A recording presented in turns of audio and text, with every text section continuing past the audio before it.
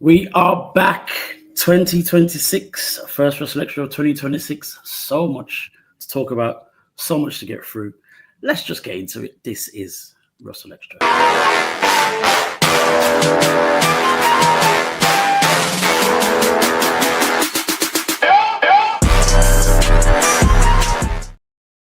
Yo, this is WrstlXtra. I am your boy, A Dazzle, the Black Wrestling Advocate.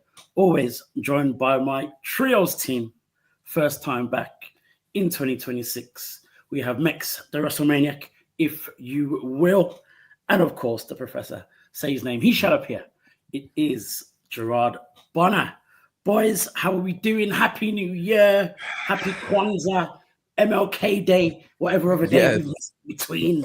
How's it all going? How's your year started off? Mex, I'll go to you first. How's your year started off, my friend? Yeah, I'm well, man. I'm well. Was on holiday with the family, came back to snow, but it is what it is.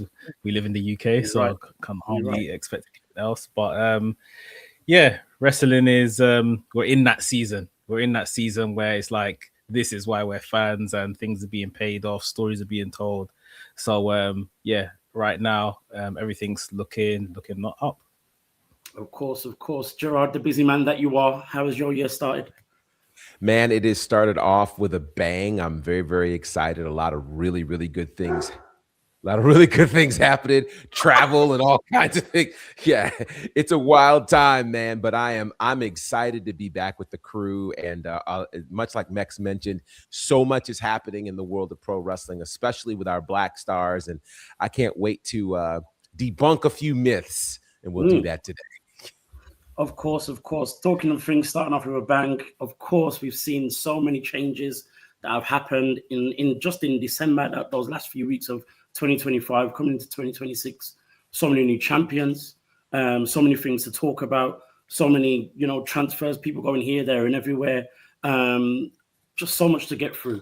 Let's hit things off with new champions, first of all. There's been so many in December. We had Ricochet becoming the first ever AEW national champion. We've got Willow Nightingale winning becoming the first ever women's tag team champion, as well as defeating Mercedes Moné to become the new TBS champion. We've got Carmelo Hayes finally has a championship, the United States Championship, of course, beating Ilya Dragunov.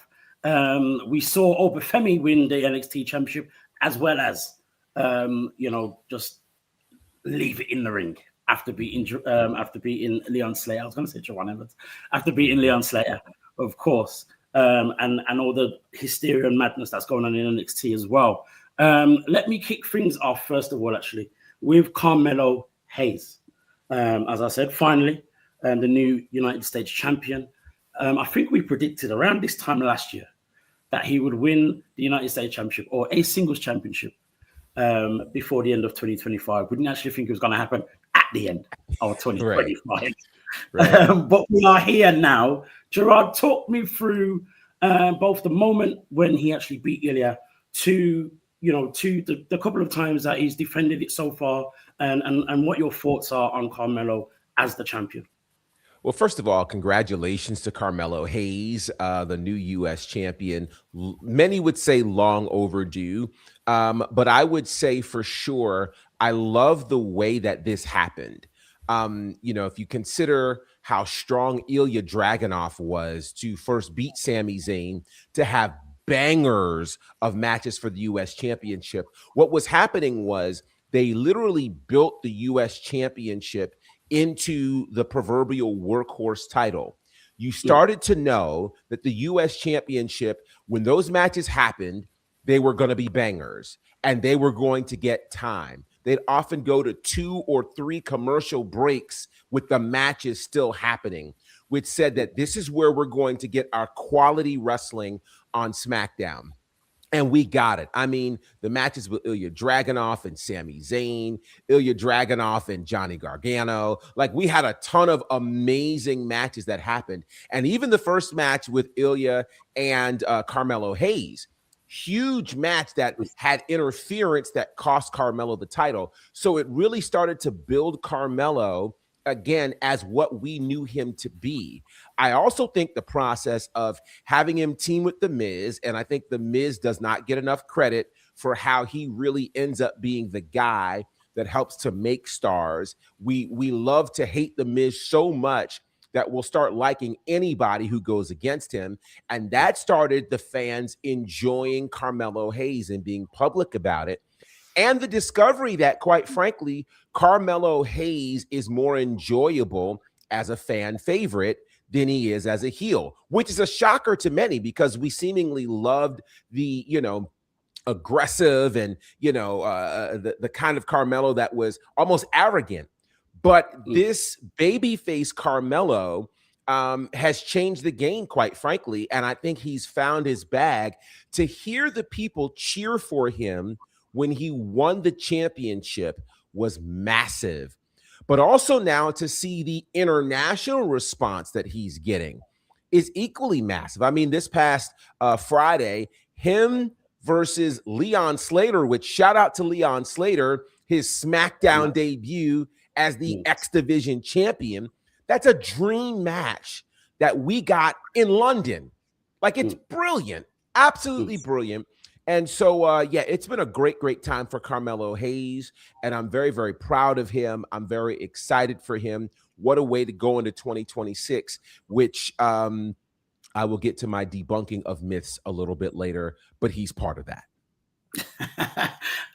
Max, what do you think is the difference here with the United States babyface Carmelo to the babyface Carmelo we saw in NXT that we couldn't really kind of get with and preferred the heel NXT Carmelo? What's the difference now? I think the issue is believability. WWE bring him to the main roster as the #1 draft pick on SmackDown. Day one, he went after Cody, which is where you would imagine the #1 draft pick should be. And then that, a bunch of nothing really, until the Miz stuff started. And there was a long gap between that Cody stuff and the Miz tag team stuff. A bunch of nothing. So you've told the audience that this is a top guy. This is someone we really have hopes for. He's a #1 pick amongst everyone that we could draft across 2 rosters. He's the #1 pick. But then you've never backed it up. You've never backed up in his booking. And obviously he goes on his journey with The Miz. Like Gerard said, The Miz has done incredible work throughout his career to do literal stuff like this, shine who the good guy is here, why I'm trying to turn him and all of that kind of stuff. And it's helped to kind of build him back. Look, the whole audience is saying, we don't want him rubbing shoulders with The Miz. He's above this, blah, blah, blah. That's part of the act. That's part of the trick. So they've done that successfully. They've put him in places where he should be as a young man striving for more. He's in the Last Time Is Now tournament and all of this other kind of stuff. Yes, not winning efforts, but efforts where he can, show himself, exhibition kind of efforts. He went against Sami Zayn for the US Championship, had the opportunity with Dragunov, was cheated out of it, went for it again and won. So that immediately shows you this guy is credible because he's beaten the champion. He would have beaten him the first time if he wasn't cheated out of it, probably. And I think it's just more so now he believes himself. You can see there's a pep in his step. There's wrinkles to his overall cadence and how he carries himself that just shows it's like I'm having fun again, sort of thing. I asked for the ball to a point where I probably demanded the ball. I've got the ball now and I'm running with it, sort of thing. So I just think there's a lot for confidence. And if you're bringing someone up and you're going to tell us this person is the next, or whatever the case is, you have to pay it off. You can't make a big song and dance about people and then not deliver on it. And we're probably going to have an episode of people that they're going to make song and dances about that they definitely need to deliver on. Because these aren't filler talents we're going to talk about. These are people that are really shaking the room when they enter. This is what they tried to do with Melo and didn't quite, deliver on that. But I think now we're getting the fruits from that. And I think for me, the other part of it, the biggest part of it, you kind of touched on it as well, is showing what Melo can do in the ring. Because if you think about Melo's 2025 And before he won the championship, the one thing we remember about Melo's 2025 is the series that he had with Andrade, right, and the banger matches that he had with him. Then we see, as you mentioned, the Last Time Is Now tournament. You know, his efforts at the United States Championship, and we keep seeing him having great matches. And I think now for him being in this space where, you know, the focal point is the matches and what happens in the match, it's the perfect place for him to be. I think it's all worked out for him. I doubt it was less necessarily the long-term plan in, you know, that specifically, and at least anyway. But I think it's the perfect place for him to be. And like you said, Max, you know, we can see just in himself that confidence that has already been, that shows straight away in how he comes to the ring, how he applies himself in the ring, the matches that he's having, the moves that he's pulling off. You know, everything's just working out. I'm going to ask this question: how long? Because we've seen, you know, I think we thought Sami Zayn was going to hold the title longer. We thought Ilya Dragunov was going to hold the title longer. Do we see a same type of length of reign for Carmelo? Is this United States Championship going to be one where we see relatively short reigns? It's tough because you're dealing with that open challenge, which can be so unpredictable. But as I was thinking about Carmelo Hayes, you know, going back to why it's taken so long, I really believe they had to try to get the roster to come up to his level. So they needed people who could actually rock in matches with him. So really, I think the question now will be how many people can put on great matches with Melo to allow him to retain that U.S. championship.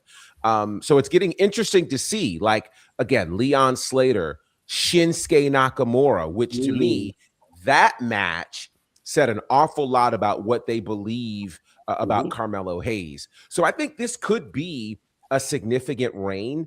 If indeed the deal with the U.S. championship is that we're going to see it defended almost like a TV championship every week, I think it makes the defenses more important than the length of the title reign.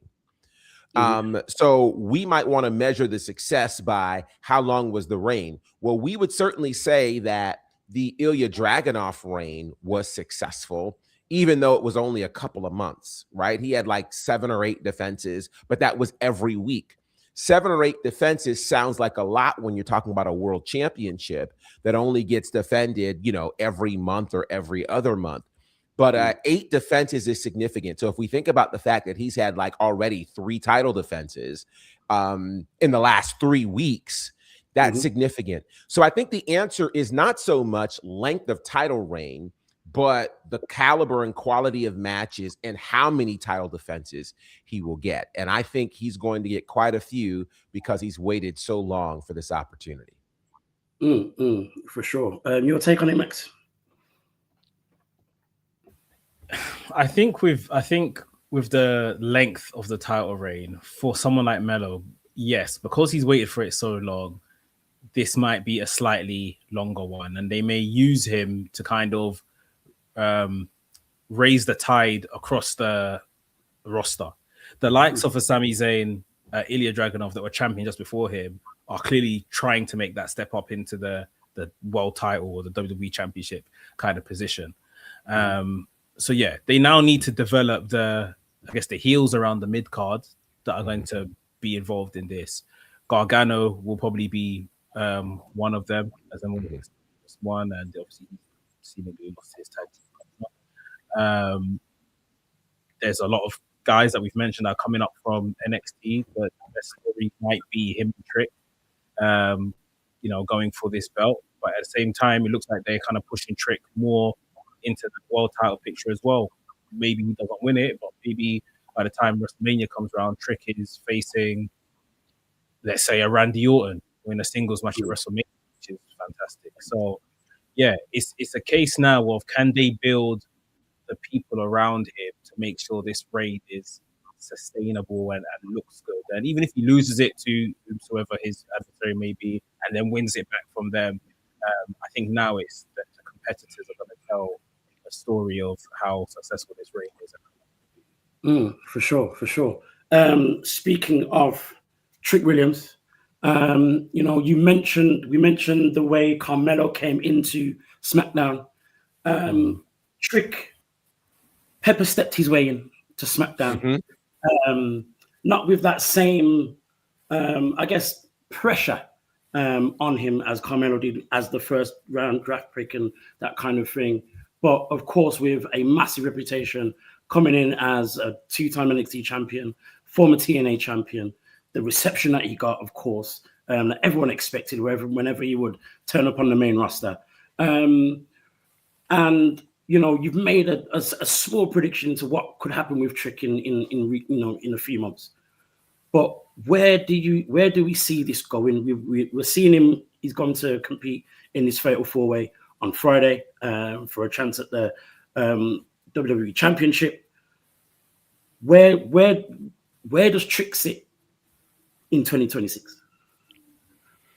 For me, if we can be talking about a Bron Breakker that debuted in 2024 on the main roster, and by 2026 they're already flirting with world championship, you know, belts for him and stuff like that, Trick's trajectory shouldn't be far off that.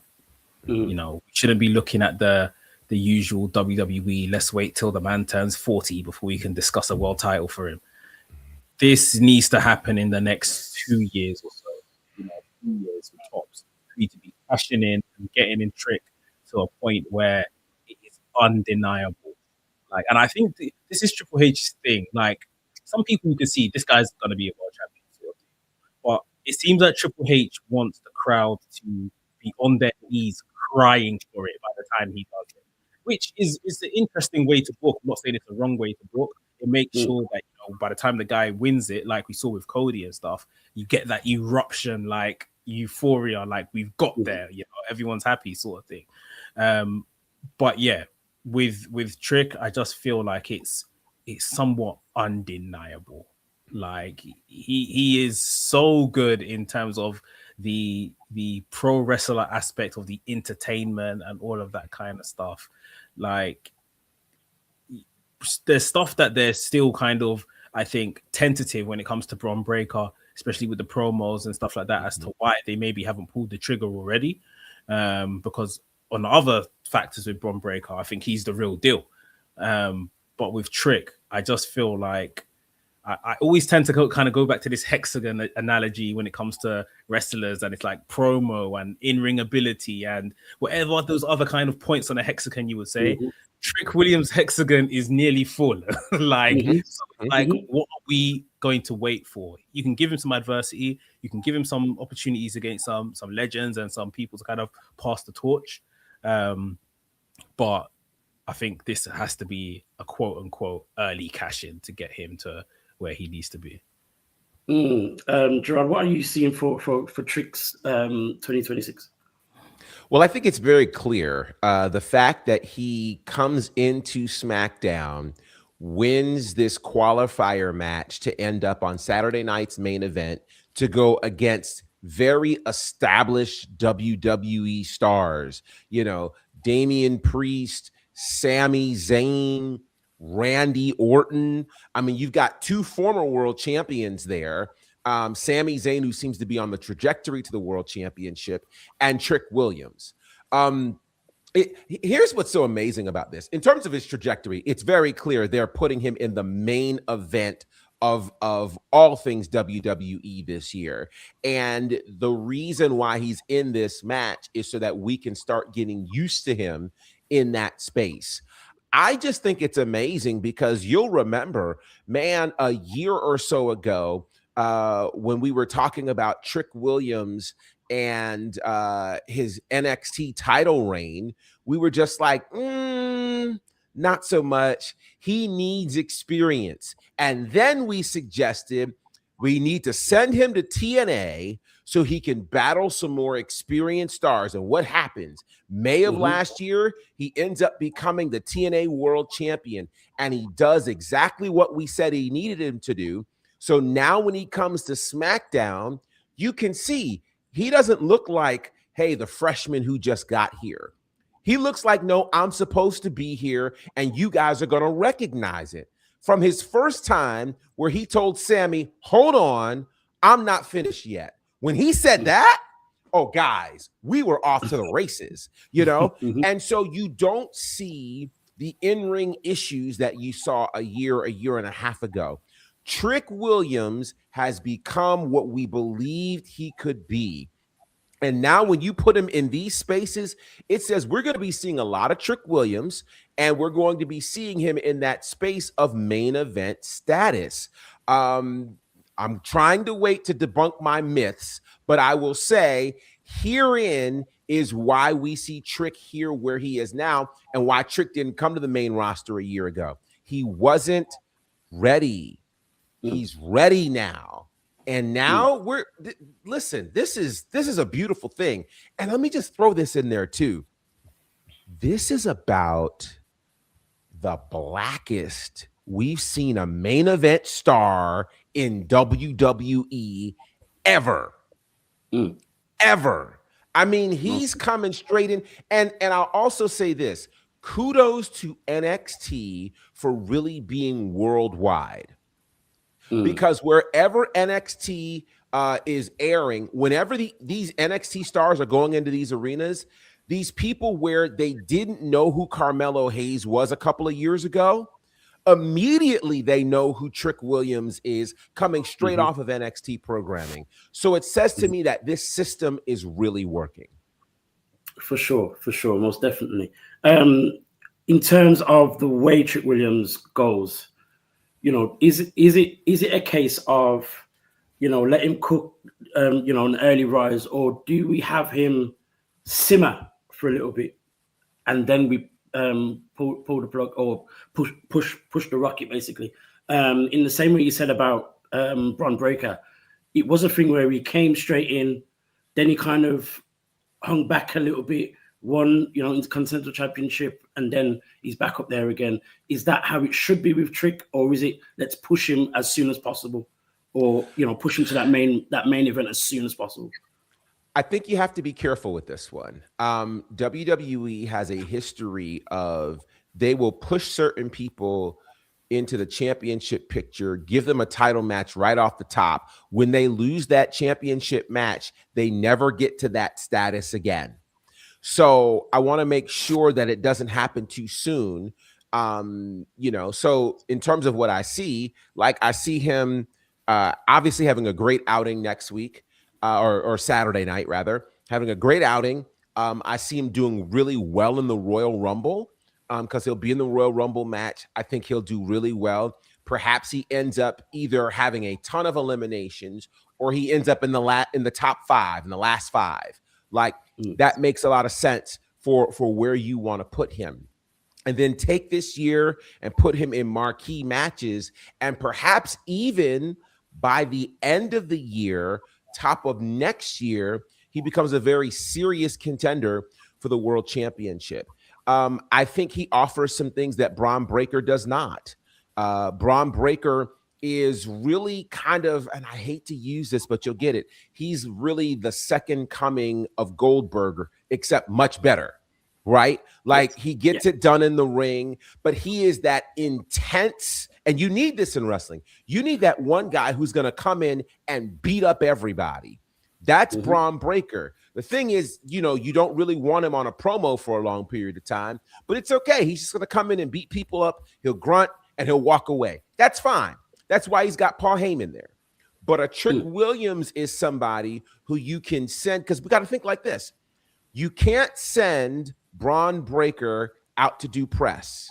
You can't send him to the Today Show. You can't send him to Good Morning America or Sports Center, but you can with Trick Williams. And because of that, you know, I think Trick Williams becomes the face of WWE in the next 12 months.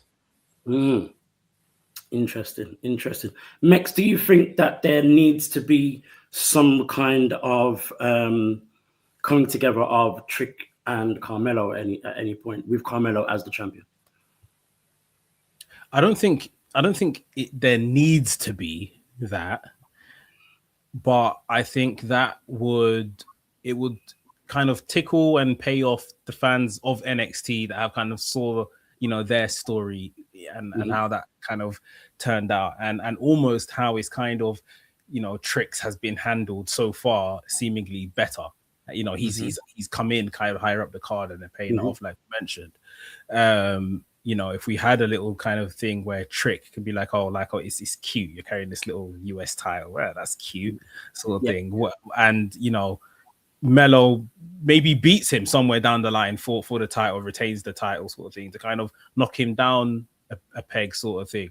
And then Trick uses that as, you know, to fire to the flame to build himself up again. It could be interesting. Like I said, I feel like fans of NXT will definitely enjoy that. They're on the same brand, so I don't know how long we can kind of pretend there isn't history between the two. But yeah, I think it's not a necessity. It would just be nice.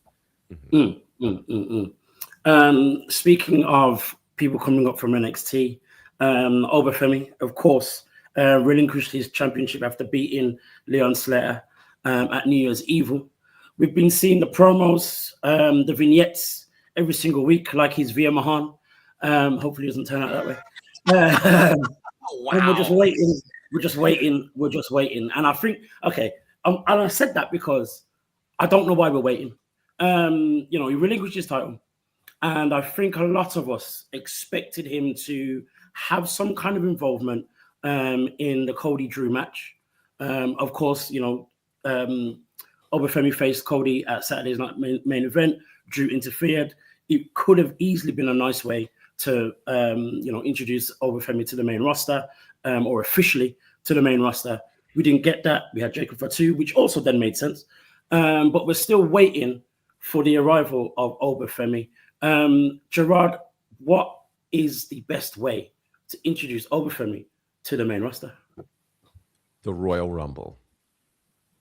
It's that simple. You let that man come in and you let him break Kane's record for most eliminations at a Royal Rumble. Because think about it. The vignettes that we've seen are him throwing people.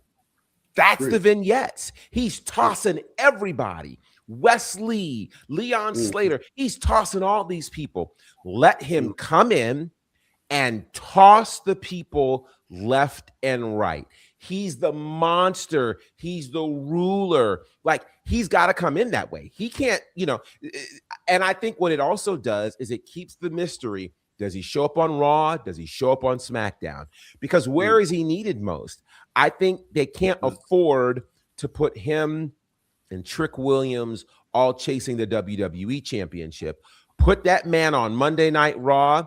Let him wear CM Punk out, you know, so that we spread the wealth, you know, because you got Javon Evans over there, you know, put him over there, and now you got somebody. Think about the match we never got.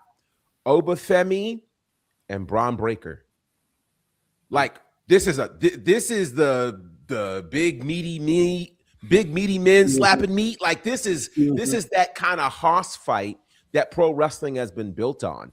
But I absolutely think the way to introduce him is at the Royal Rumble, just tossing people left and right. I mean, kind of like, you know, that year that Brock Lesnar was in the Royal Rumble and he just went to town. You know, I think it was the 2020 Rumble. And he just tossed he tossed like 15 people before Drew McIntyre showed up. So I think that's how you bring OBA FEMI into the main roster. Any alternative to that? No, there's no alternative. That's it. Like, the minute you drop the NXT title and walk out, that should be you're walking into what is ultimately the #1 contenders match for the WWE Championship or the World title. Right. So yeah, as a prize fighter, I think that's exactly where he should show up. I'm not trying to see him show up on SmackDown, Raw, or Saturday Night Main Event before the Rumble. Like, and I'll go one better to add to what Gerard has said. Cody enters #1 because he said, I'm entering the Rumble, blah, blah, blah, whatever he said on Friday night. And he kind of alluded to, I'm going to enter first in his verbiage, if you listen back. And then #2 is OBA FEMI. And then that kind of takes us back to Saturday Night Main Event in a match that never got a finish. Right. True. Now, granted, True. there's going to be no finish. I'm not saying OBA FEMI should throw out Cody unless you really want to make a statement. Wow. I'm not saying that. But Wow. like, if you have Cody starting the Rumble, which I think would be a massive pop to surprise people, because like I said, it was kind of said in what he said in his promo, but we'll see if they pay that off. If you send OBA FEMI in number 2, and it's like almost like Cody's like, I'm back again in this jungle with this man sort of thing. Like, I think that would really get people off their feet, and like I say, continue from where they were disturbed that Saturday night main event in December. Give him, the most eliminations record in a single Royal Rumble match. Give it to him right there and then, because I doubt he's going to go on and win the Rumble, but let him leave with an accolade, you know. And then we can build towards him.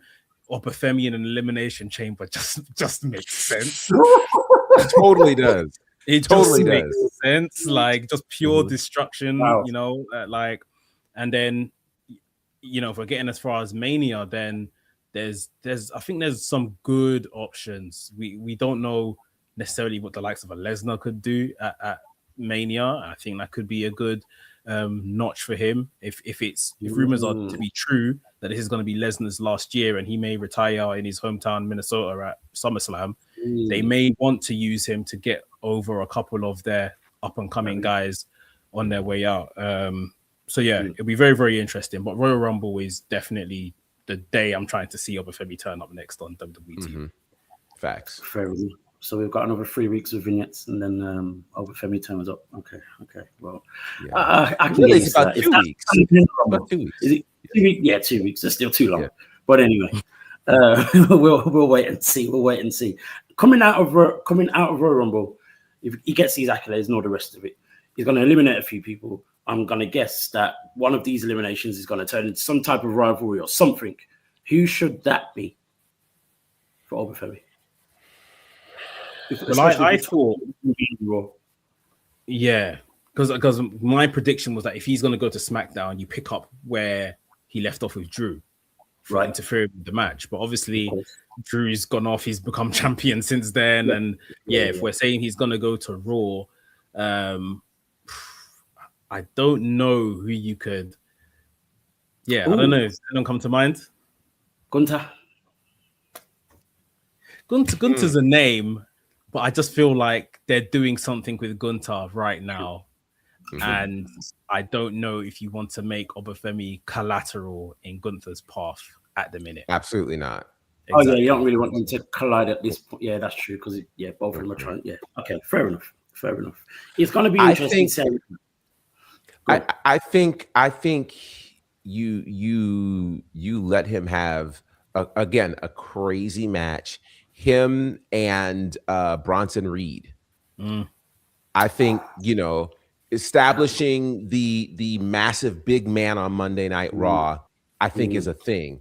Because if he beats Bronson Reed, obviously who's next? Braun Breaker. And if Braun Breaker somehow walks out with the world championship at Mania, we got a thing. We got a thing. Yeah, true. The final person who made his way from NXT to the main roster is Javon Evans, of course. We've seen him so many times already, even before he was officially part of the main roster. I think we saw him maybe like 3 times in the space of a week, maybe 4 times if you want to include AAA as well. He's been battling with Los Americanos over the last 3 weeks on Raw. Slight injury yesterday. I don't think it's that serious. Nothing to worry about. But where does Javon Evans go from here? I have heard and seen rumors of ramblings that WWE don't see him as a main event star, or I guess world championship level. Not the baddest thing in the world, but do you think that will harm his chances or his 2026 or his future in the WWE? Where does he go from here for Javon? I think Javon has time on his side. Like he has years and years and years. They have so much opportunity to develop his character, kind of get fans on side with him, and maybe get him to a world championship eventually one day. It's a thing where right now the boy is just having the time of his life, and you can see it every time he goes out there. Like it's just incredible. He is his. There's just something about him. It's just infectious. Like you can't help but not like him, sort of thing. So yeah, I think they're gonna just kind of, what's the word? Just stick in gear one really with Javon. I don't see them kind of moving him fast or kind of fast tracking him through anything. I think he can tell stories of people up and down the roster for quite a few years to come, sort of thing. Maybe, or should I say, hopefully not too long. We don't want him to be, again, about 40 odd and, you know, we're now begging for him for a first world title like Sami Zayn or something. Right. But there is that aspect of Sami Zayn to him, you know, the very relatable and personable and stuff. I think it's just, you know, keep letting him wrestle matches, do cool stuff, get the reps in. There's recently been a conversation about, you know, young wrestlers finally making it to TV and then not wrestling enough, sort of thing. So yeah, you know, where they got the partnership with AAA, keep utilizing that. I doubt he continues doing stuff in TNA now, but yeah, I think eventually when, you know, he might switch brands and can go over to a US championship picture, or the IC championship is always there and something that he could keep entertaining when that time comes. And yeah, like I said, just stuff for AAA. There's lots of ways to keep him busy and keep him active and just kind of build that stock in him, sort of thing.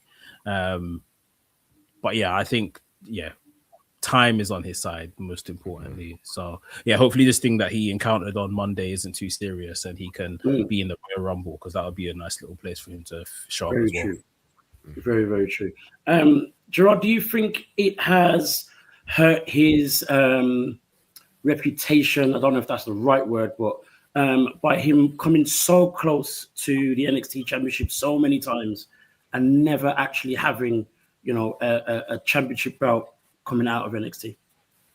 No, I don't think that's hurt him at all. The idea is to get him endeared to the fans and let the fans love him really well. And I think he has done that. To me, I see him very much on a Jeff Hardy kind of trajectory. He is very much a highlight reel. He's the guy you're going to watch and go, none of us can do that, so we have to watch him do that. You know, and you're going to be amazed by it all the time. That is very much him. I think much like that Jeff Hardy trajectory, there was a period where, of course, Jeff was a tag wrestler. And then when Jeff decided to go that singles route, they had to establish him as a star that we can get behind and believable as a world champion.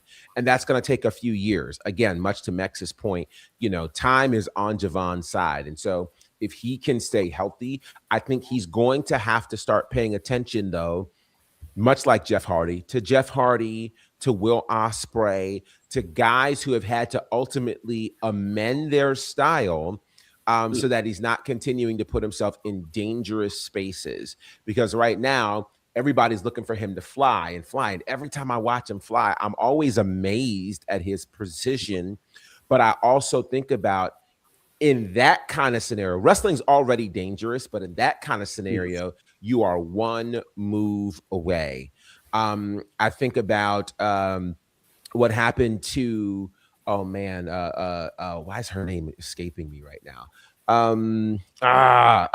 Zoe Stark.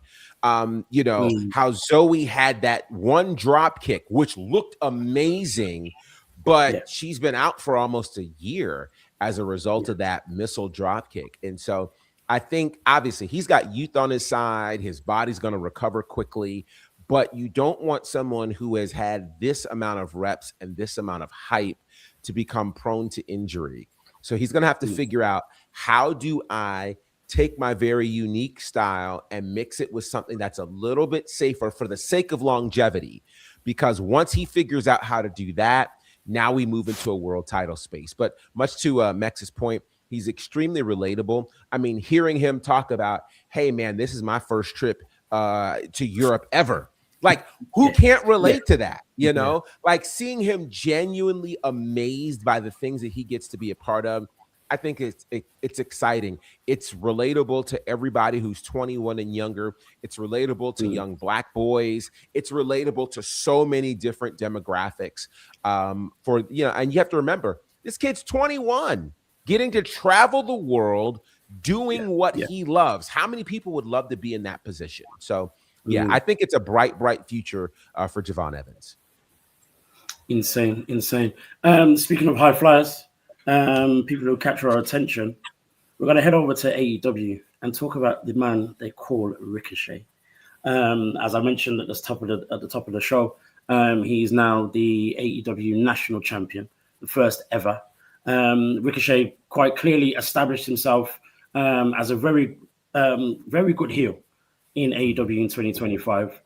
Mex, what have you seen of Ricochet as the national champion, and what do you think his 2026 looks like? I think more of the same. I think they've ultimately made that belt for Ricochet. Probably the standout character or best character development last year.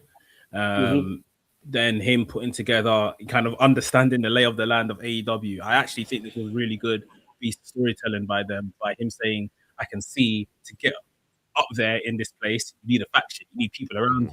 He built the demand. Put those guys around him. It's great because those guys deserve TV time as well. They've had some fun bits together and stuff as well. I think everything he'd done last year was just really fantastic and made people realize that, okay, cool. Like, ultimately, this is why he left WWE. He still may not become AEW World Champion here, but see, this guy definitely did have more to offer. We're seeing it kind of play out. With the national championship, it's another belt in AEW. It's one of 4 mid-card championships, which I think is just overkill.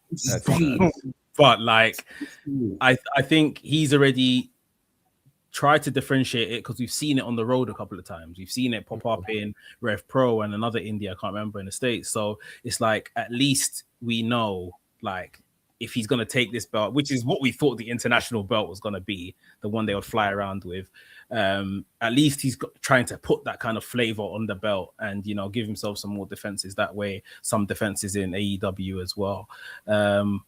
Unfortunately, right now anyway, I can't take the belt too seriously just because, again, it's one of many. That's nothing to do with Ricochet. I just feel like we need to feel like there's some type of pecking order to these titles to know where the superstar is ranked amongst all of this,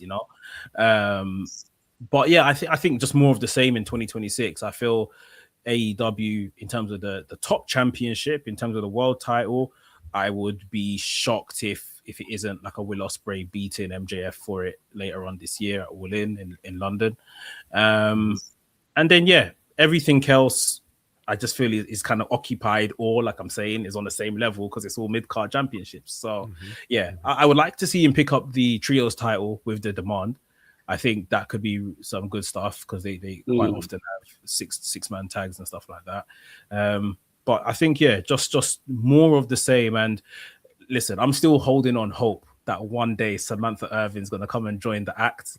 And I believe she said she's free as of 2027 to join anywhere if she wishes to. So maybe this is just a kind of holding pattern till the next evolution of Ricochet, which is hopefully when his wife comes to join him on TV. Hopefully, I want that to happen. So in terms of all these belts, we know the AEW World Championship is the top. We see, the the TNT, is meant to be, the TV title.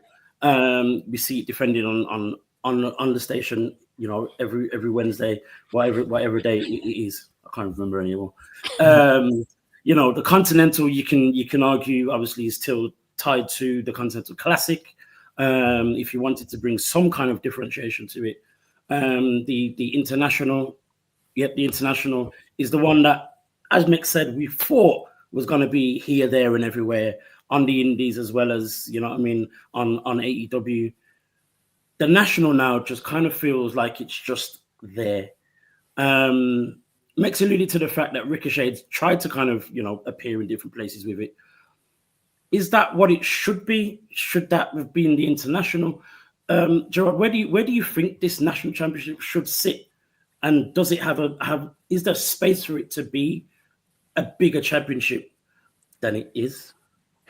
This is giving me 1980s NWA.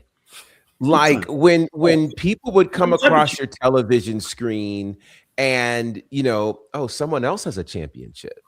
Okay. And this one it's like Oprah's been handing out championships in AEW, right? You get a belt. You get a belt. You get a belt. You get a belt. Like, that's literally what it feels like. The idea that we have 4 mid-card championships. And here's what's wild.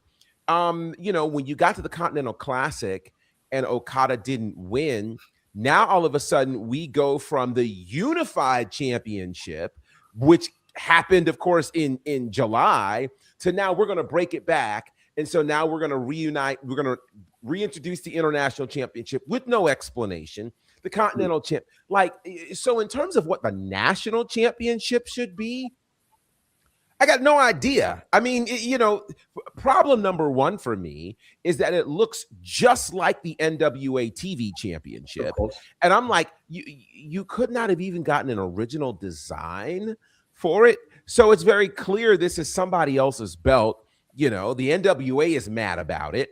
And I'm just going, what is this supposed to be? Like, it seems like it should be, just from definition, the equivalent to the U.S. championship.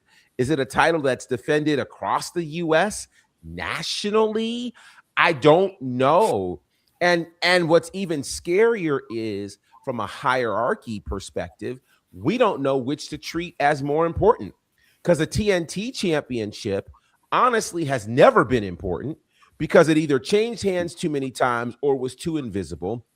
The international championship really was kind of the next tier to the world championship. And that was because of how Orange Cassidy defended that title and really made it a thing. Remember, that also had a different name.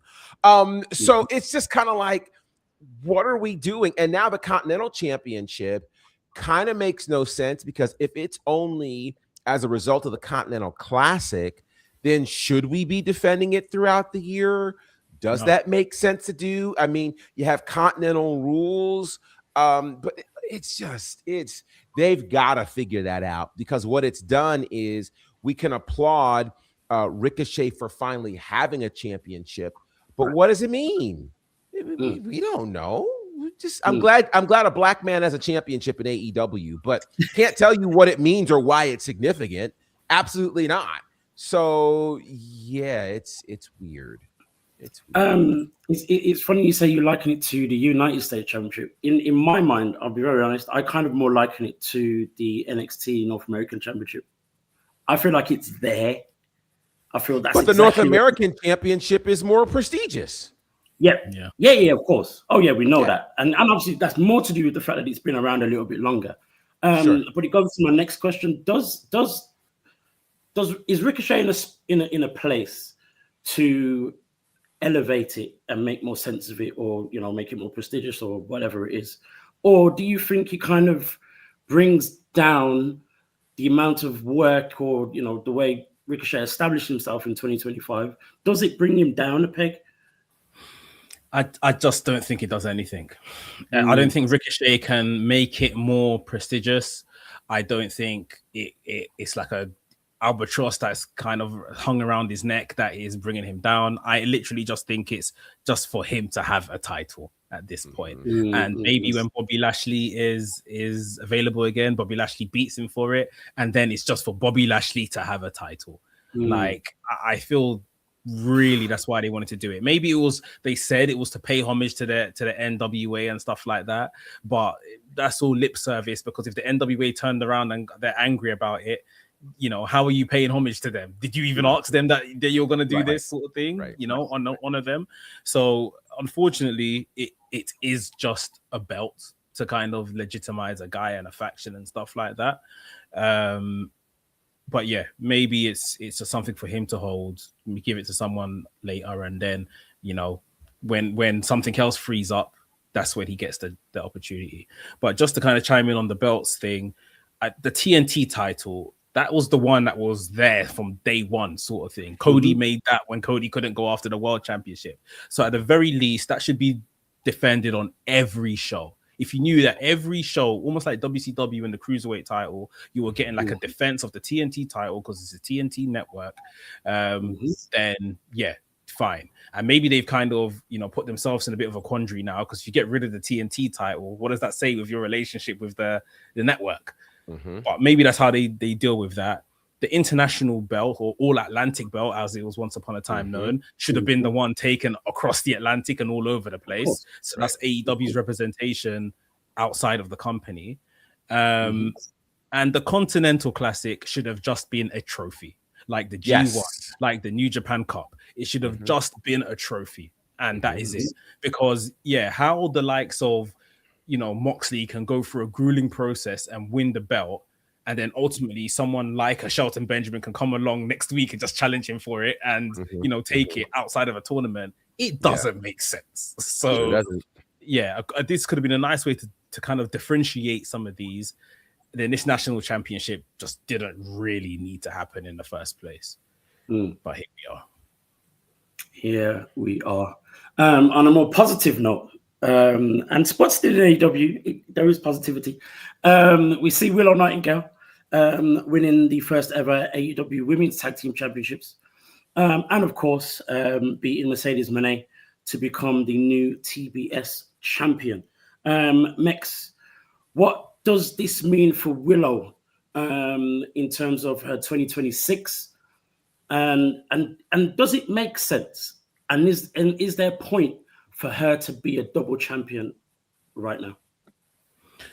It's quite surprising they went the route of making her a double champion. I'm all for a bit of Willow, love Willow, but it's just like, okay, like we're doing this, okay, fair enough, sort of thing. Like where I pretty much saw Tony and Mina becoming the inaugural tag champions. I was surprised when they, left the tournament, and now we got the Babes of Wrath becoming the inaugural champions, which I think is fine.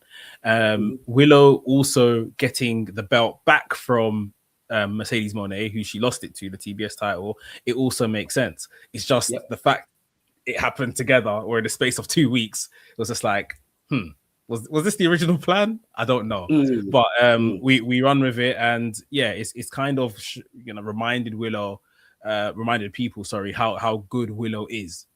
She's here ultimately doing a favor, helping hand to Harley Cameron. She's now becoming a TBS champion, so she's got double duty on that front. And meanwhile, I would say she's standing next to now Statlander, who, in my opinion, isn't having the most intriguing of title runs, sort of thing. So we'll see where that goes. But I just think Willow is an absolute joy. I said from the minute she kind of came on our screens on AEW through Dark and all of those other kind of stuff, like, this is their Bailey. This is their 2015, 2016 Bailey, if they get it right. And this was a reminder, just kind of seeing her at that celebration thing that she done, I think a week ago or two. It was just a reminder, like, she's got it. She definitely has it, and one day she's going to be the women's champion of this place. It's been a really good start to the year for her. Most definitely. I've been a big fan of Willow from a very long time ago, and I remember us saying as well when we talked about Mercedes having as many championships as she did at one point, when she was ready to face Statlander for the AEW Women's Championship. We said it would probably be best for Mercedes to win that, but then lose the TBS, whether just before or just after winning the AEW Women's Championship.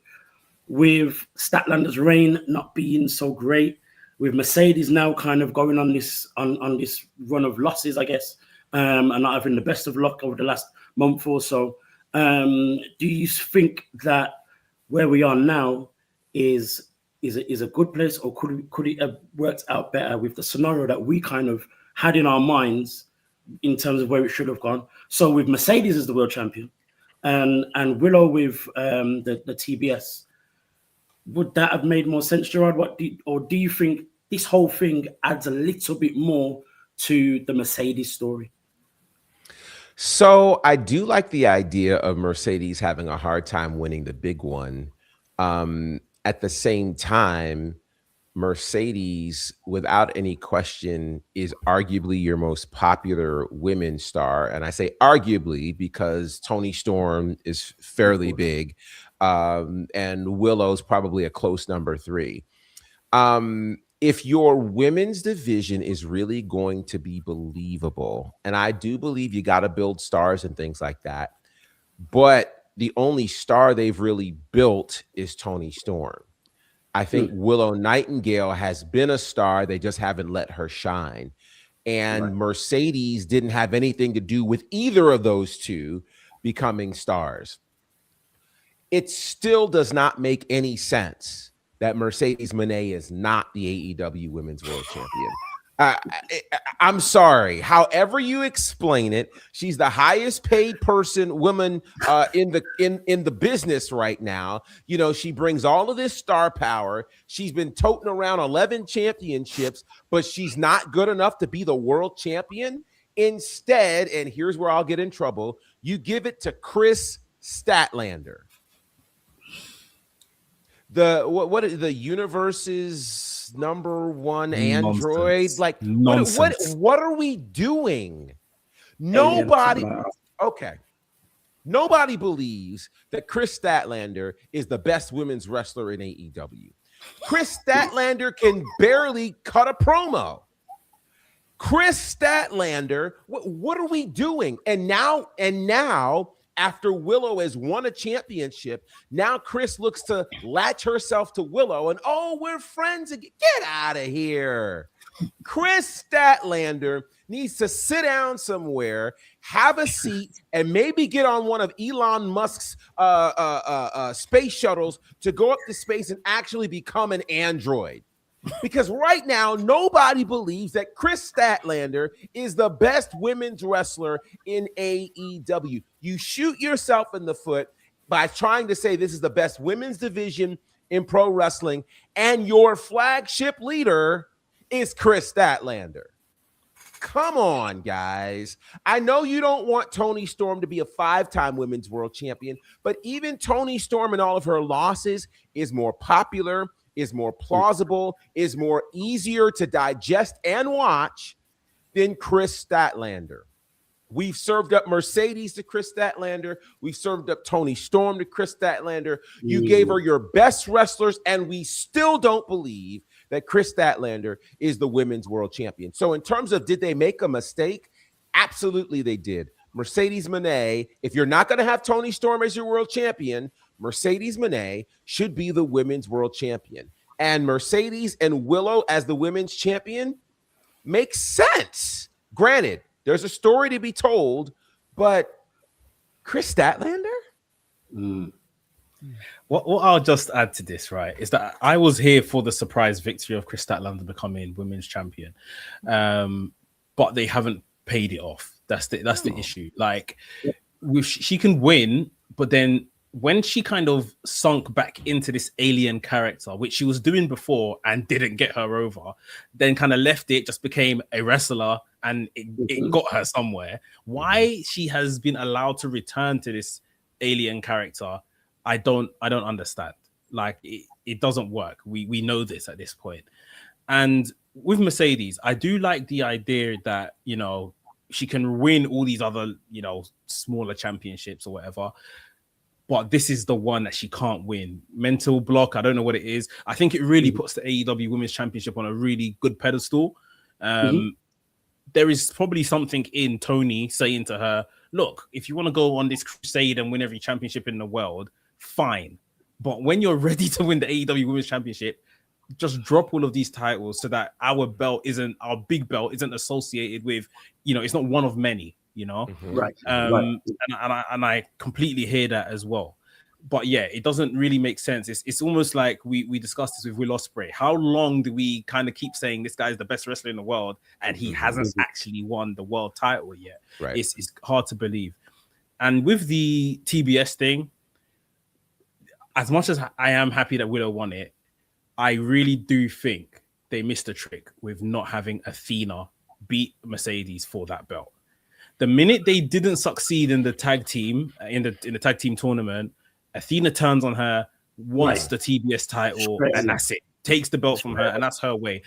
We're talking about building stars and not having enough stars, and basically Mercedes and Tony being the only stars in that division. What you guys are doing with Athena right now is criminal. Because personally, as a fan, like, I know how good she has been maybe a year plus now in Ring of Honor with that belt. At this point, I don't care. At this point, it's invisible to me. I don't know how many days, more than 1,000 days, brilliant, but I don't care anymore. Like, get her to where she needs to be on that main roster, mingling with people. She's without even being on TV, probably, like we're saying, Tony and Mercedes. She's probably third, fourth, fifth biggest star that they have. And she's not even there. Like, what are we doing? Like, get that woman, you should have got a TBS title on her, but at the very least now, just get her on TV so, you know, you have another star in that division. And here's the thing. Now that you've said that about Athena, if things were to go how we're saying it should do, and you know, raising Athena's status in the women's division, it would make sense for Athena to be the one to beat Willow. How does Willow have that chip until Athena comes along and beats her? Because you've got a story there with them two as well in terms of history. You know, you got the Owen Hart Cup between them. You know, and other things. Willow's faced Athena a couple of times for the ROH Women's Championship as well and lost, of course. So there is that. Does that happen early? But if it doesn't, what does Willow do in between? Is there a real contender for the TBS Championship when it comes to Willow Nightingale? Even with Mercedes holding that TBS Championship, if we think back, I don't think she actually had a feud for the TBS Championship. She had a lot of kind of open challenges and a lot of people just given to her to face. Did she actually have a story or a feud with anybody for that TBS Championship? No. And now they've basically done with Willow, they're going to have to create stories with her in the Tag Team Championship and stories with her in the TBS Championship. And they've already proven that they can't do that. So this is what I mean. As happy as I am for Willow having all of that gold, Athena was right there. Like, Athena was right there. She falls out with Mercedes after Mercedes was the one pinned and lost the opportunity in the tag team. She falls out with her, wants to take her title. They could have done, you know, all gold between them on the line, and then she takes the TBS title or something like that. And we just go from there. Athena is now on the main roster, and she can go around and tell stories with a TBS title and stuff. But yeah, it's a head scratcher. I don't know. It is. It really is. That there were so many other opportunities and so many stories that could have been played out, even going back to when Mercedes was challenging Toni Storm, and Athena was kind of in the mix as well. All of that could have gone a very different way and probably would have been in a better position or a more logical position for all the ladies involved. AEW isn't the only place where the women's division or parts of the women's division aren't really making sense. We see and are happy, of course, for Jade Cargill being the women's champion in WWE. But there's already been, of course, ramblings and goings on the internet, as always. No one's ever happy. But this is also a thing that I'm quite concerned about, is the lack of contenders for Jade Cargill. I remember us having a discussion about this before. And, you know, we did say that the best thing for to happen for Jade is to kind of just go through a number of women. So with that being said, those women could not necessarily be the biggest stars or those with a big history and former champions and all that kind of stuff. But we've not seen her defend her championship. We've only seen her beat Mia Yim and BFAP. And it's been so many days with no defense at all, to the point where even Jade Cargill had to say something, I think it was yesterday or over the weekend, in a tweet as well. Gerard, what are your thoughts on this position in terms of there not really being anyone established for Jade Cargill to face. We're seeing Jordan Grace kind of in the mix at the moment. That's a possibility, possibly the first one. But again, Jordan Grace is coming from NXT. We've been in a position where she never won anything, which is quite surprising to a lot of people. Does that help Jade Cargill at all? What's the problem here? Well, the problem, ironically, is that the WWE has put most of its attention on the women's tag team division. You know, when you have your major stars, I mean, think about the names that are over there fighting for the women's tag title. First of all, your tag champions are Rhea Ripley and Io Sky, the main event of Evolution. Those are your tag champions now. You know, you've got Charlotte and Alexa Bliss, former world champions. You've got Bayley and Lyra Valkyria. You've got now, of course, Lash Legend and Nia Jax. And now, here's perhaps my favorite. You've got Kiana James and the brand new U.S. champion, Julia. So all of these great single stars are over there fighting for the tag team titles. So where does that leave your primary women's championship? And so this is the problem that they have. It's almost like we can't, you know, pat our head and chew bubble gum. Like, what do you mean that we can't build the women's tag division and the women's championship at the same time?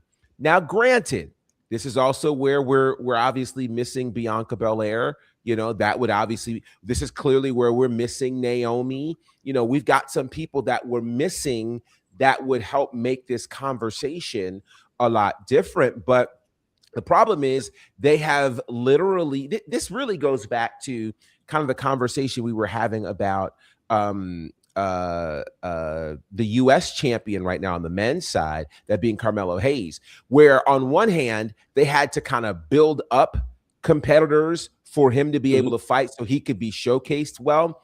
I think the problem is, are they making a statement to us about the skill level of Jade Cargill that, okay, we got to build other things in other places? And what does that leave Jade? It leaves her B-Fab and Michin? Do you mean the same Michin that fought for the U.S. title to be the inaugural champion? You know, and then we've got the former U.S. champion, Chelsea Green, you know, still with her AAA women's tag title. Like, you know, so why is it that we can't take an Alba Fire, who is a multi-time major champion, and slip her into that spot? Why can't we take Chelsea Green and slip her into that spot? There are people there, but for whatever reason, I think there's just so much of a focus on the women's tag title, and I don't know why. Like, it's not like you've taken actual tag teams or two women to make them tag teams. They're all single stars, every one of them, you know? And so it has ultimately depleted the world championship on both sides, if we're completely honest, because you still have the Judgment Day, you know, names are escaping me, Roxanne Perez and Liv Morgan. You know, Liv Morgan, who seemingly should have come back to fight for the world title, is now teaming with Roxanne so that Raquel can go after the women's title. But outside of Raquel, who else are we looking at? We had Nikki Bella fighting for the women's world championship. What are we doing? So it's not just a Jade Cargill problem. It's a problem on both sides for the women's world championship, and that's because they put all their eggs in the tag team title basket. And for what? I don't understand it. Here's my thing, though. At the time, and it's part of the reason why we said, you know, Jade needs to just run through a number of people. We were lacking in single stars. Tiffany had to disappear, injury, whatever it was, and all the rest of it. At the time, I think Stephanie was only just coming up to the main roster and stuff like that. What they did with the tag team division was absolutely fine. I think it made sense. It's just carried on for way too long, and now involves way too many women.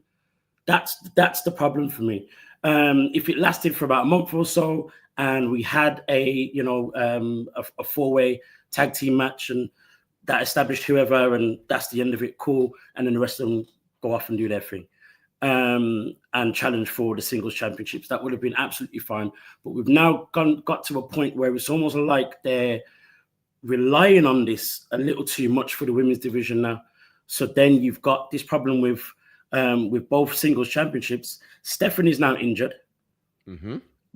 She's not relinquishing the championship, but Raquel's happy to wait. What? Then you've got Jade, who's gone through Michin and BFAB.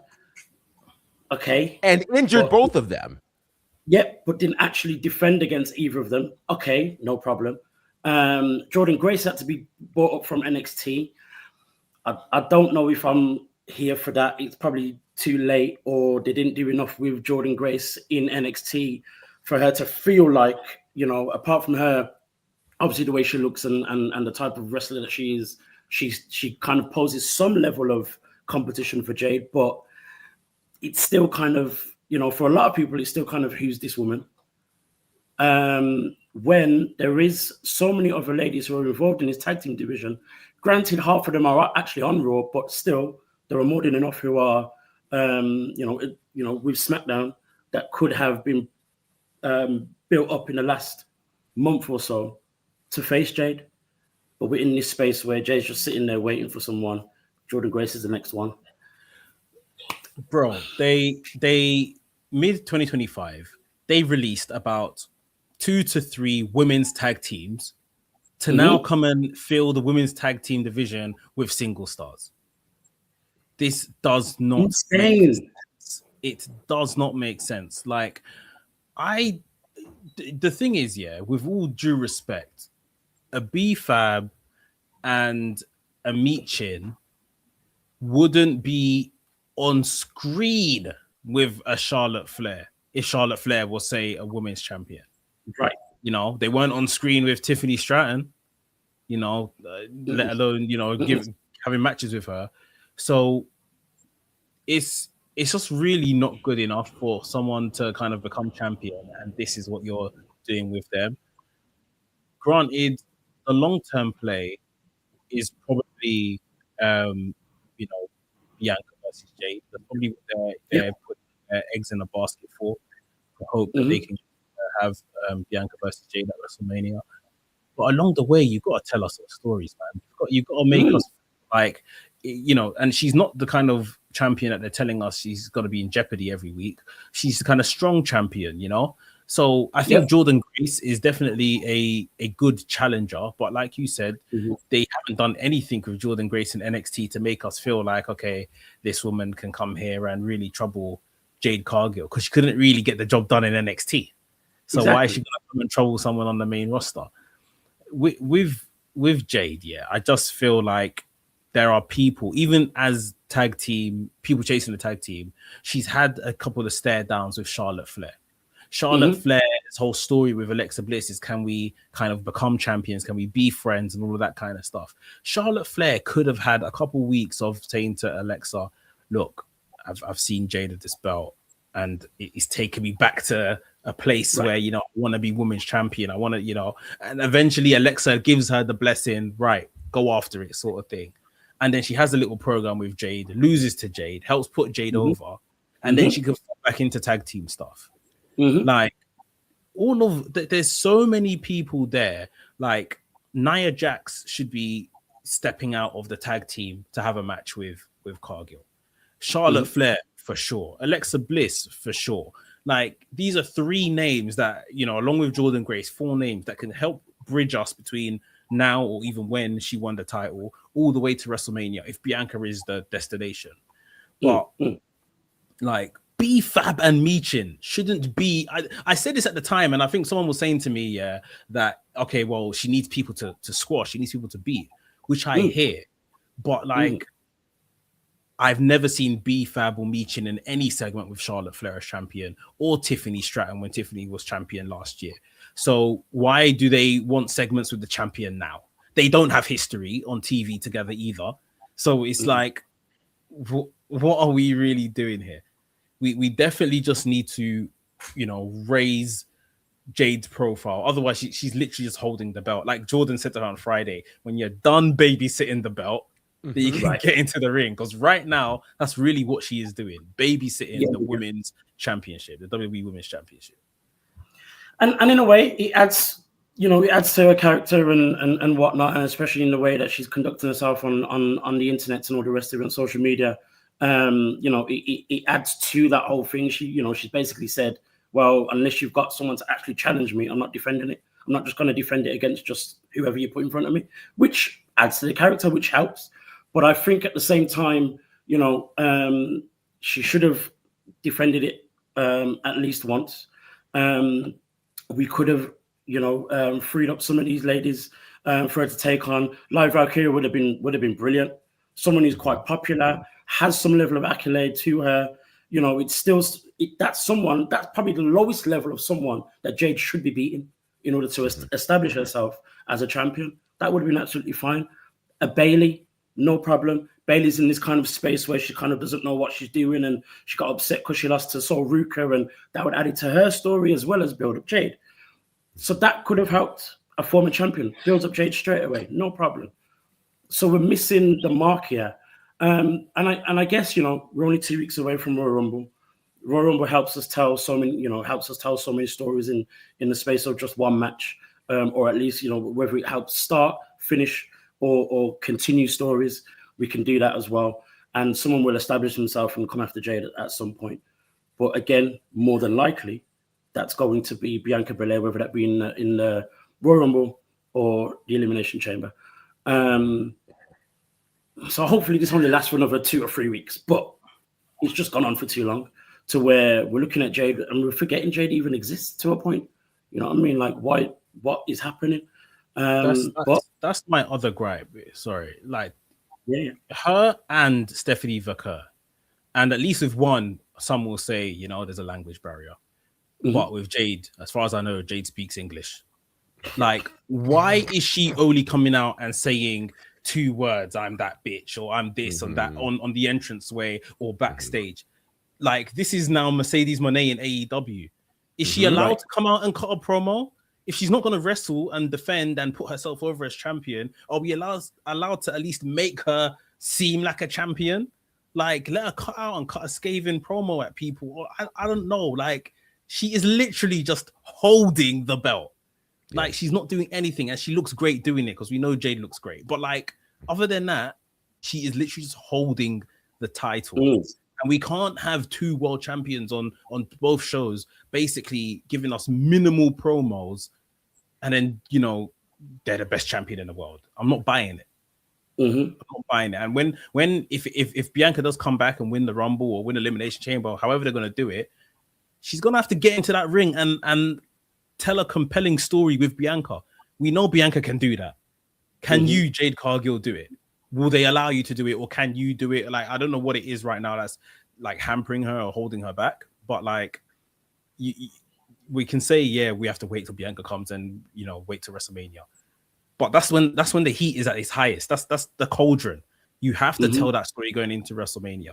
Otherwise, you will have that match with Bianca. You will lose that title, and that is it. That is you plateauing. You won't reach this stage again in this business. Like, I think it's simple as that. So even though we're saying that they're not producing the challenges for her and stuff like that, I think there is still a level of she needs to rise to the occasion to really make people take notice. Otherwise, this is probably going to be a one and done, in my opinion.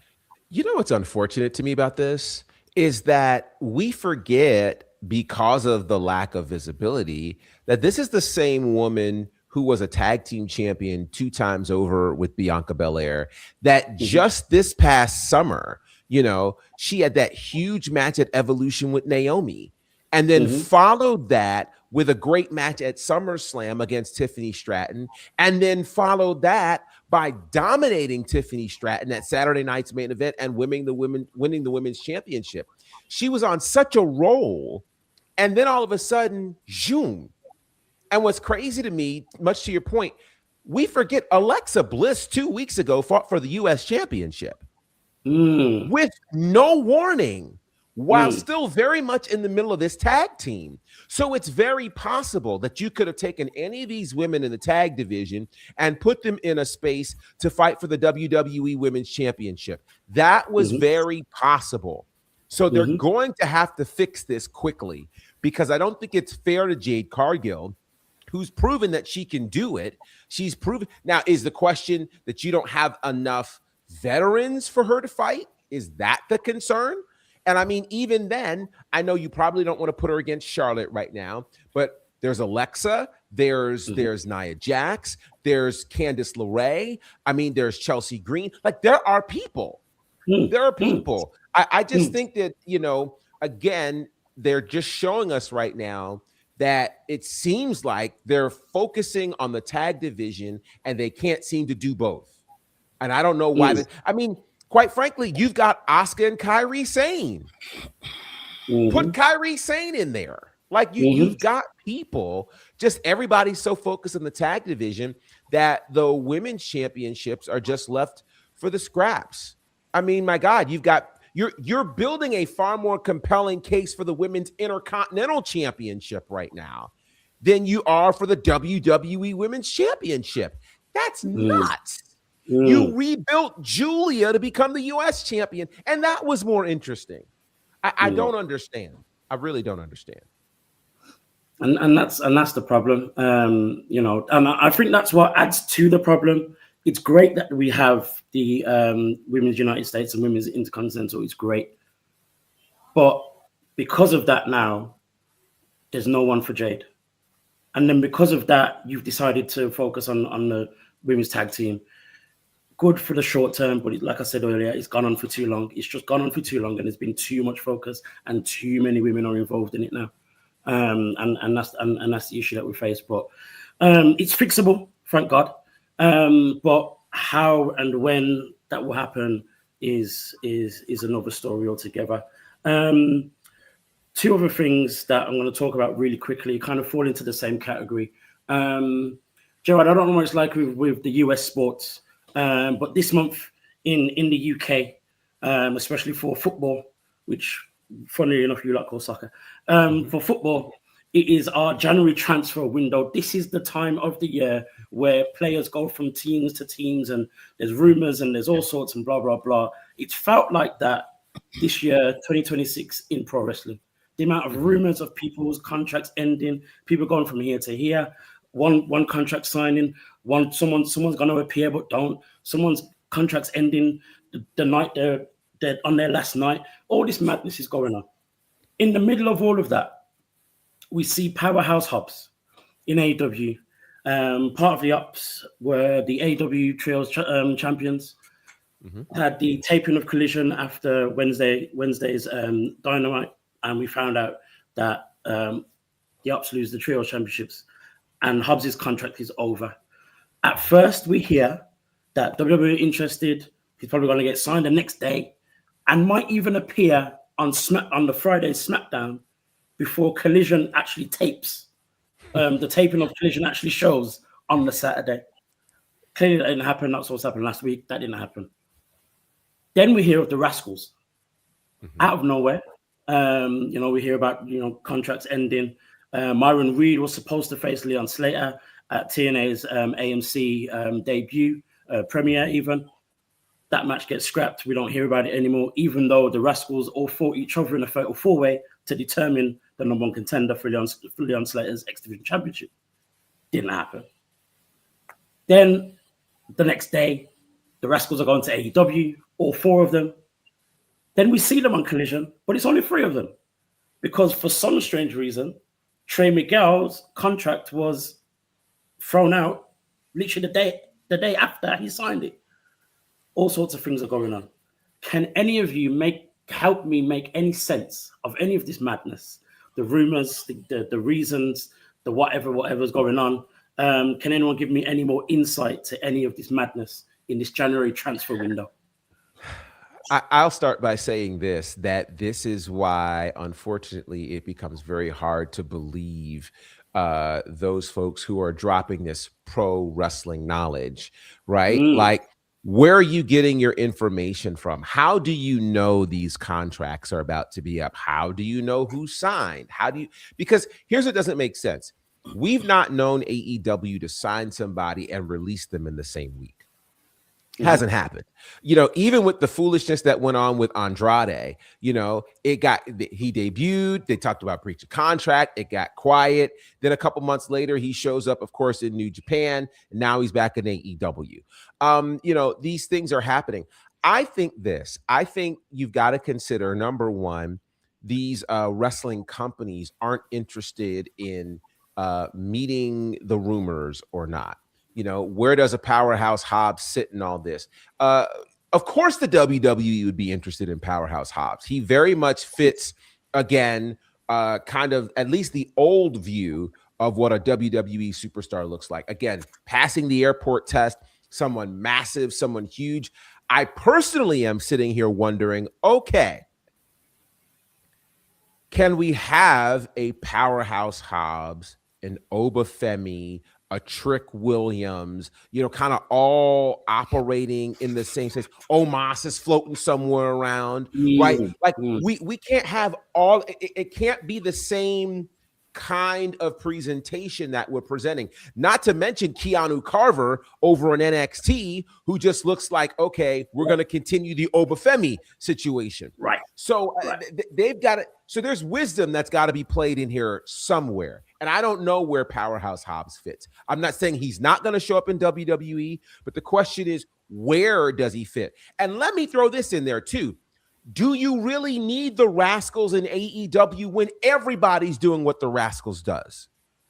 Like that was my issue with Ricochet showing up over there. Think about what all this has done to teams like Top Flight, to oh man, I can't even think of their names. Private Party, right? Like these guys who everybody was so high on, but if everybody's doing the same thing, then nobody's important and nobody stands out. And so that is the concern right now of the Rascals showing up in AEW, Powerhouse Hobbs showing up in WWE. It's the same stuff in places that are known for those kinds of things. So they're going to need something very creative for Powerhouse Hobbs to do. And here's the problem. You can't have Powerhouse Hobbs and Oba Femi both debut at the Royal Rumble unless they're a tag team. Now, if they're a tag team, you got a whole nother thing. But I don't like that idea because, again, why? What do we need that for? They're two great single stars who, quite frankly, after you put Oba in the ring against your WWE champion, do not relegate him to a tag team. So, I think this is just, again, where sometimes people think they know information, other times they don't. And these wrestling companies deserve the right to debut their stars in the ways that make the most sense to the stories that are being told. And the big question is, where do you insert the Rascals into AEW? Where do you insert Powerhouse Hobbs into WWE right now? And I don't really know what makes sense for both of them, considering that on AEW, everybody's small and acrobatic. On the WWE side, you already have a system that's bringing people in. Now, maybe you bring Powerhouse Hobbs into NXT and let him, perhaps be the heavy for Ricky Starks for a while. And let them, that's something that makes sense. And maybe now he becomes a potential opponent for Keanu Carver. Like, I think there are things that people aren't considering, but NXT makes more sense to me for Powerhouse Hobbs in terms of where you'll fit him in and he can, kind of plug in immediately. As for the Rascals, I don't know. Next.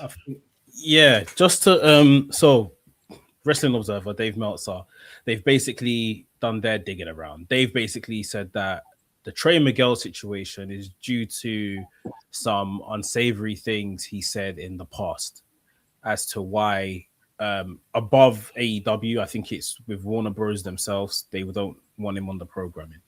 Apparently, this was the case when AEW tried to sign him back in like the pandemic.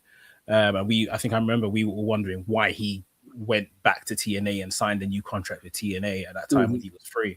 It was because TK wanted to bring him in then, couldn't do it because of these things he had said at the time. TK basically thought on this occasion, it's 5 years later, 6 years later, let me try again. And yeah, apparently this is above them. This is, yeah. And I think Dave Meltzer made some reference to this being similar to Jay Briscoe and and Mark Briscoe being like kind of relegated and held down on only Ring of Honor at the time because they couldn't get to TV because of things that Jay Briscoe had said in the past. So unfortunately, it seems like maybe that's what's, been the story as to why Trey Miguel gets, hired on a Wednesday and by the Thursday he's gone sort of thing, because they've kind of looked into it and yeah, they're not having it sort of thing, which reminds people that, there's an internet digital footprint and you just have to be careful of what you're saying and your views and stuff online. It's just a lesson for everyone, really, if that's the reason. Powerhouse Hobbs. This is someone that I would have said maybe 2.5 years ago, get out of that place and get yourself to WWE, get yourself to NXT. Right. He's had a really strong last 18 months on TV. Been in and around the top story on, with the Ops trying to wrestle that title off the Death Riders and all of that kind of stuff. Had a couple of main events. He's had the opportunity at the world title against John Moxley on TV. He has been booked very well in the last kind of 12 to 18 months. So it came as a shock to me as to why he would even want to leave, sort of thing. Does he have a ceiling in AEW? I would say yes, somewhat. Just because stylistically, I think we all kind of know what they prefer and what they like over there. So he might be looking at it, well, I don't know how much more I can do here. I'm 34 years old. I'm 35 years old. Do I make the jump in 5 years' time when my body is 5 years more bruised and broken down? Or do I go now in a bit of my prime and see, what I can make of it? And I think it still shows people that, yes, there is an alternative, but as we often say, WWE is McDonald's. It's like some people have grown up and watched this all their life, and this is where they want to end up. We're going to have a generation of people now that have grown up through AEW, and AEW is going to be their mountaintop. It's going to be their pinnacle of what they want to reach. But for, I guess, the older lot of, like we're saying, Powerhouse Hobbs, he has taken what they are saying and reporting as a substantially lower contract in WWE because he was given a good offer in AEW to stay. And they said that he's rejected all of that. And I think there has been something to say here as to how Hobbs conducted himself, because we can see what the likes of a Chris Jericho, a Britt Baker, a Ricky Starks, when their contract status was obscure and it became obvious that they're not re-signing, what TK done with them? He put them on ice. He took them off TV and put them on ice. With Powerhouse Hobbs, apparently, as the story goes, offers were made. He hadn't signed anything, but there was still some type of belief he would be staying in AEW until maybe week of last week, where he's clearly said, "No, I'm leaving." And yeah, that's why they've had to move quickly, create this trios team to take the belt off the Ops, and now he's gone, sort of thing. Maybe that was tactically for him, a good way to keep his stock high. Let me wrestle to the very end. I'm going to be professional. I'm going to lose on my way out, but so I, just in case I don't get bitten by TK and maybe quote unquote pettiness and get taken off TV, let me just keep this quiet. I keep it to myself and my family that I'm going to leave, and that's it, sort of thing. So maybe he's played it like that, sort of thing. Like Gerard said, the field for this ilk of wrestler has just exploded in the WWE right now with OBA FEMI and Keanu and like, it's just crazy with the amount of them now. So yeah, maybe one of two positions, and I still think both of them are in NXT. Like Gerard said, he comes in. If Ricky Saints say in that ladder match they're gonna have in a couple of weeks, he needs some extra help. Powerhouse Hobbs, someone he's very familiar with in Team Taz, comes in and helps him. And Powerhouse Hobbs is heavy for a minute before Hobbs maybe turns on him and wins the NXT title for himself. Or you just bring him in as his own star in NXT, and eventually he comes around to winning the title and holds down that brand for a minute. Either way, I think I understand, you know, WWE is maybe more so the place for someone of his stature, his build and everything like that, how he wrestles. And I hope it works out for him, because it's good to see some people like, you know, we got into this business, got a chance on TV, but this is where he wants to still go. He wants to still kind of make it to the WWE. So, you know, it's all for dreaming and making dreams stay alive. But yeah, I'm interested to really see how this plans out for the likes of himself. For Rascals, I just feel like there's going to be another act on AEW. I can't lie. I don't really see much more for them. They'll have some good matches. It's where the best wrestle. well, this is it. Like, it's like, you know, we had a conversation on Wrestlings the other day about the likes of Top Flight should be going out, getting more reps, trying to raise their profile. You know, if TK is going to book them, raise your profile outside to make him want to book you. You know, I think the Sky Flight thing hasn't worked. I never believed for a second it would. So yeah, they've just gone there to have good matches and maybe have a good pay and more visibility than TNA. All the best to them. Two things that come from what you said. Talking of Powerhouse Hobbs, first of all, it's unfortunate that, you know, during his time in AEW and for the likes of himself, for Wardlow, we've said it so many times on here, where those guys have kind of just been misused, or, you know, it's been like a bit of a roller coaster in terms of their, you know, in terms of their tenure in AEW.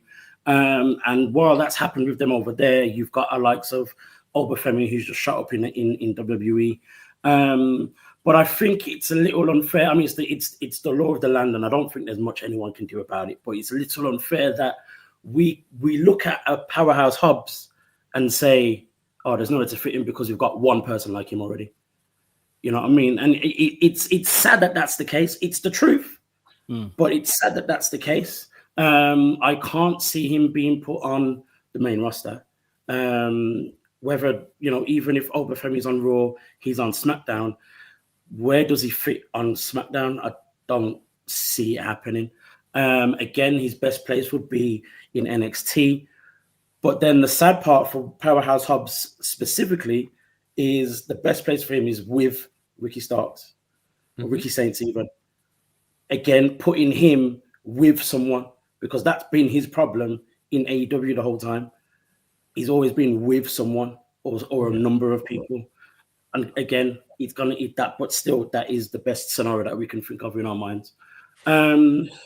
With the Rascals, yeah, it's one of those things where, yeah, AEW does make sense in terms of their style and whatnot, but again, it's just Overflow, Top Flight, Leo Rush, like, what's going on with Leo Rush? You know what I mean? You know, you've got the likes of a Big Shotty, who probably could have been built up a little bit more by now.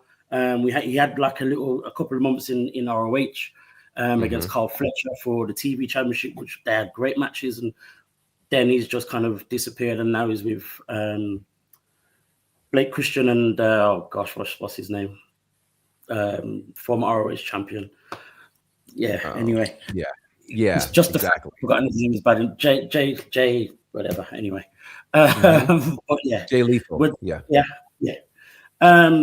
You know, and the problem is that the likes of a Wesley, who built himself up for so long, did what he did in NXT, only to kind of, it feels as though he's just going to fall back into that space of just another guy. Is sad. Myron Reed, you know, obviously his last few matches in TNA had a main event with Leon Slater, amazing match. We thought, oh, it's now going to be his time to kind of establish himself in a decent company. Boom, switches to AEW. What's going on? You know, and then obviously this whole Trey Miguel situation is just perplexing and unfortunate as well. They've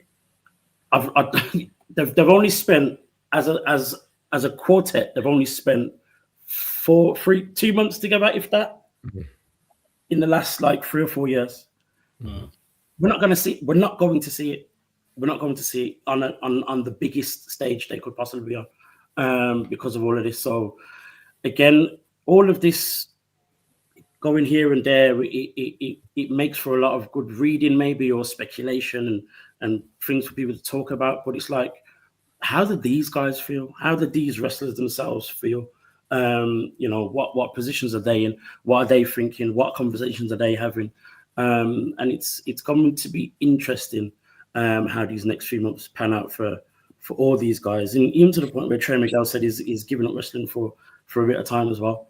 So he's clearly been hit hard mentally. So he's like, okay, let me just step back. Just in regard to that conversation, as what these guys saying to each other, this was my one thing with hearing the news about Powerhouse Hobbs. Like, my jaw was on the ground to an extent, because I'm thinking, you are going to a place that didn't know what to do with Bobby Lashley. Under this regime, that is. I'm sure the minute MVP would have heard you're leaving, MVP must have picked up his phone and been like, boy, don't you dare go over there. Like, what are you doing? Like, and we MVP has his own thoughts on Triple H and stuff, but like, they clearly don't have a plan for Omos. Undertaker has a plan for Omos because Undertaker books Omos in AAA. But they don't know what to do with Omos. They didn't know what to do with Bobby Lashley. Street Profits have been missing from TV for a while. And granted, yes, we're seeing the rise of Devon, Trick Williams, Carmelo, OBA FEMI, but I'm sure somebody would have had a word with Powerhouse Hobbs as to, are you sure you're going to go over there and become what you believe you can become? Because I don't know if that regime will have their own idea of what to do with you, you know, and will they let you fly? You know, we've got examples, like I say, in Bobby Lashley and Omos that clearly didn't, under this regime, become what they should have become. So, yeah, I'm sure, and maybe this is partly why he seemingly kept it to himself, that he was on his way out and leaving, sort of thing. But like I say, all the best to him, because I'm here for people that, you know, this is his dream and this is what he wanted to do and this is where he wanted to go, and he's going to take the gamble, he's going to take that risk. And yeah, I just really hope it works out for him. For sure. Gosh, on that note, we've gone over our time quite clearly. It was the first one back. We had a lot to talk about. We should be all in somehow. But guys, just give me a rundown, Gerard, of where everyone can find you in other spaces. Of course, you can find me at Bonafide across all of the social spaces: Instagram, Facebook, X, TikTok. You can also check out my podcast. It's called Bonafide Conversations. This season has been really, really special, sharing just kind of a lot of me, which I don't often do. So you guys could definitely check that out. Some cool things coming up in the wrestling space as well. So be on the lookout for all of that. But everything is housed at Bonafide. And Mix. WrestleManiac UK, trying to get some more videos and podcasts out, and yeah, Wrestlings as well, where you see me and the Mandem argue about wrestling and stuff. Like I said, we've recently had this conversation on young stars in WWE, particularly we were talking about Top Flight, so that's just been cut out of last week's podcast and made as his own video on the Wrestlings channel, so you can check that out. But yeah, WrestleManiac UK on all social media platforms. Brilliant stuff. And of course, you guys know you can find us here every single Tuesday at the new time of 3:30 UK time. Work it out wherever you are, or just find us on YouTube, on the Black Wrestling Alliance YouTube channel. Of course, you can also find me doing my thing and slowly getting back into the swing of posting news and all things in between on the Black Wrestling Alliance Instagram page. Guys, thank you for joining us, and we will see you again next time. Boom.